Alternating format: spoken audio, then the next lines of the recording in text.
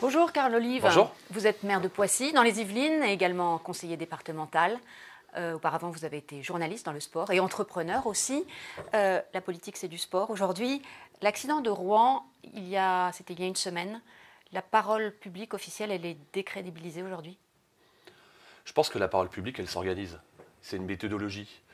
Qu'il existe des plans communaux de sécurité, des plans de prévention des risques. Alors là, on est sur des plans de prévention de risques technologiques, mais tout ça s'organise. Et quand on est en communication de crise, on doit avoir un interlocuteur. Et là, il y a plusieurs interlocuteurs qui se sont succédés, ce qui confine à une espèce de flou, à brouiller le message, exactement. C'est un petit peu ce qui s'est passé. C'est vrai que voir, par exemple, des pompiers, évidemment, arriver sur les lieux, et quelques instants plus tard, des policiers arrivent sur les lieux, par exemple, sans masque, alors que, véritablement, on est quand même dans une crise profonde, où on voit des fumées, et donc des particules qui peuvent être dangereuses. Moi, par exemple, ça m'a interpellé. À Poissy, vous êtes dans les Bouches de la Seine, alors vous êtes plus proche de Paris que de Rouen, mais la population était inquiète? On a vécu ça, pas sur ce terme de technologie, ce terme d'épisode, mais on a vécu les crues, on a vécu la neige, et on avait mis en place en amont des exercices de simulation. Ça, c'est vraiment pour moi indispensable. Mais on a aussi une usine Céveso qui implique qu'il faut anticiper au maximum. Évidemment qu'on ne s'attend pas à de tels drames et que c'est facile de tirer sur l'ambulance. Mais en l'occurrence, je pense que l'anticipation est majeure dans ces cas-là. C'est facile de tirer sur l'ambulance. Il y en a qui tirent sur l'ambulance aujourd'hui? Oui, parce que c'est très facile. Et en plus, ça n'a échappé à personne. On est en période préélectorale dans tous les sens. Il y a quelque chose de majeur à mettre en exergue. C'est évidemment la santé des citoyens. C'est ça qui est le plus important. Et pour que ce soit le plus important, il faut qu'il y ait une véritable transparence sur toutes les informations qu'on peut avoir.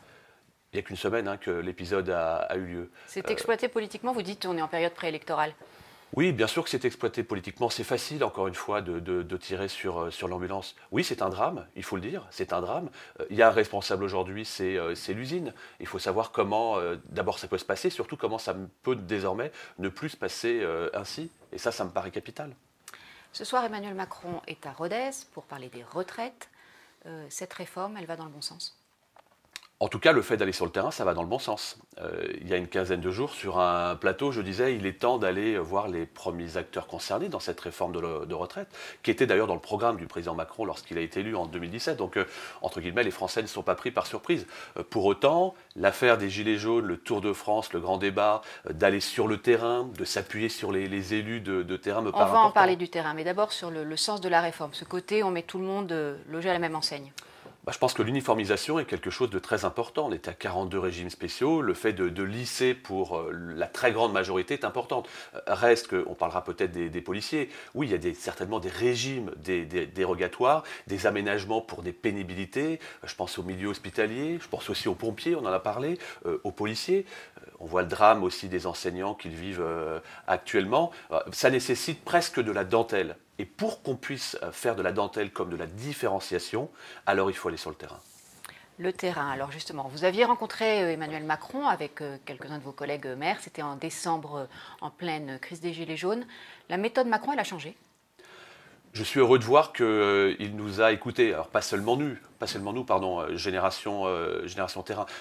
Génération Terrain, c'est cette association transcourant qui est très pragmatique, de bon sens. Et on avait dit au président, on le connaît le programme, on connaît les réformes que vous avez décidé de mettre en place, mais le logiciel pour atteindre l'objectif, il est catastrophique parce que comme vos prédécesseurs, quel qu'il soit, vous nous imposez des choses et ensuite on doit agir. Pas comme ça que ça se passe. Et jamais plus ça ne se passera comme ça. Et on le voit bien, madame, avec les Gilets jaunes. Donc le fait de prendre le pouls du terrain, comme finalement les maires le font au quotidien, oui, ça va dans le bon sens. Donc et moi, je me félicite de cette démarche. Il vous a écouté. Il a tenu compte de ce que vous lui disiez à l'époque. Il nous a dit, à l'Élysée, je vais venir vous voir. C'est ce qu'il a fait. Et derrière, j'ai eu un nouvel échange avec le président pour lui dire, Président, ne sortez pas l'immigration, la sécurité du grand débat, sinon votre débat va être mort-né. Et aujourd'hui, on est en pleine actualité par rapport à cela. Alors justement, l'immigration, lundi a lieu un débat à l'Assemblée nationale. C'est un sujet que vous connaissez à Poissy.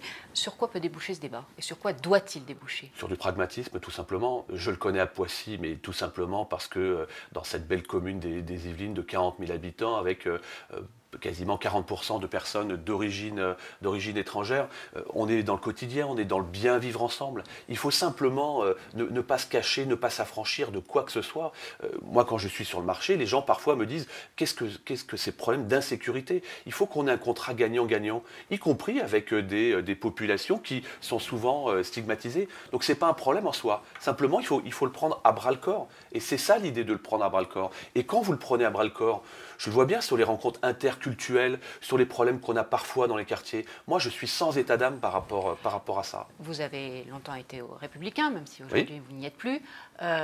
Votre ligne, c'est quoi? C'est l'immigration, on doit la maîtriser, on doit plus intégrer.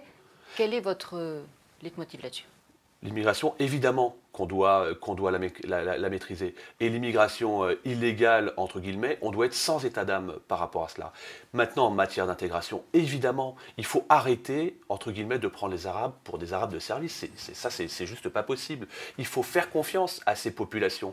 Quand vous faites confiance à ces populations... Qu'est-ce que vous mettez derrière prendre les Arabes pour des Arabes de service?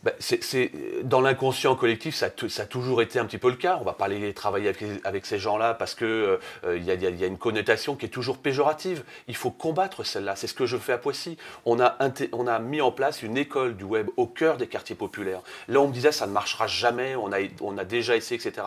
Ça fonctionne du feu de Dieu. On s'est appuyé sur des associations de quartiers où je vois les mamans qui étaient voilées, qui ne sortaient jamais, qui sortent aujourd'hui. C'est ça l'intégration. Il faut faire confiance à ces gens-là, au-delà de la stigmatisation systématique qu'on en a fait. En revanche, il faut être sans état d'âme. Je vais vous donner un exemple.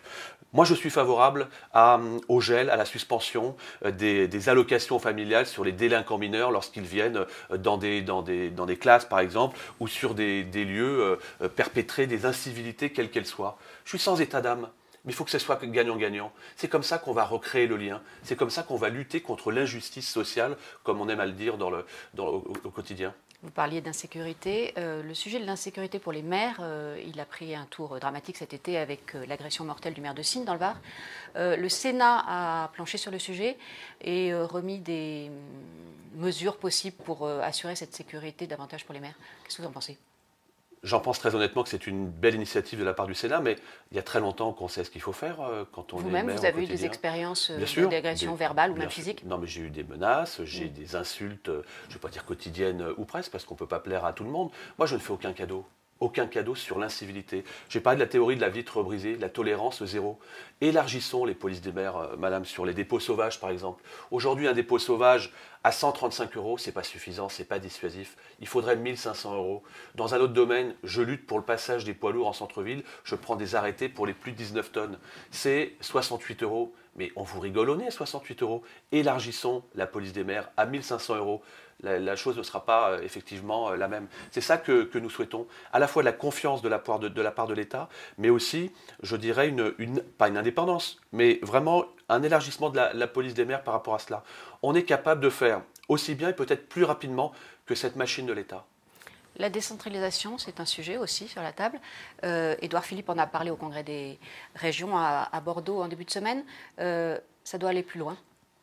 Ça doit aller plus loin, puis on aimerait bien que ça aille aussi plus vite pour cette décentralisation.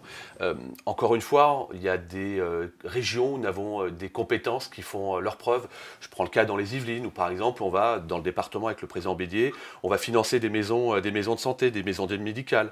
On lutte sur la désertification médicale à cet endroit. Je prends le cas des Hauts-de-France, où Xavier Bertrand va mettre en place des primes de mobilité dans les transports pour celles et ceux qui cherchent du travail. C'est valable dans les Hauts-de-France, ça l'est un petit peu moins chez nous dans l'ouest parisien, puisque nous avons les transports en commun, encore faut-il qu'ils fonctionnent bien, mais ça va dans le bon sens. Donc là, effectivement, on a à la fois de la décentralisation et aussi de la différenciation. Pour faire ça, il faut prendre le pouls du terrain. Et prendre le pouls du terrain, c'est se retrousser les manches et aller voir celles et ceux qui justement sont les catalyseurs par rapport à cela. Le terrain, c'est donc votre marque de fabrique, en tout cas celle que vous voulez imprimer à Poissy. Merci beaucoup, Carl Olive. Merci, madame.